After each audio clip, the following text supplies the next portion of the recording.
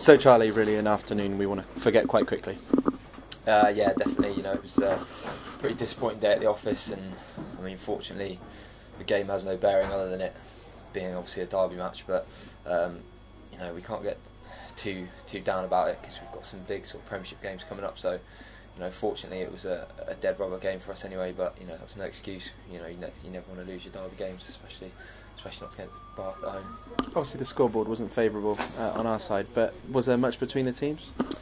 I think we made a lot of hard work for ourselves. Our discipline was so bad that the yellow cards in the first half and the number of penalties conceded, it took its toll in the last 20 minutes because we were having to work so hard to defend for the first sort of 60 minutes. And credit to Bath, they played some good rugby in the last sort of 20 minutes and scored some good tries. But we've got to be disappointed with the way we defended and the final result, because ultimately it probably should have been a lot closer than that. Carl Holger spoke about the way Gloucester adapted to the interpretation of the referee, which told in the penalty count. Do you think that's something that Gloucester had to adapt to and had to catch up from?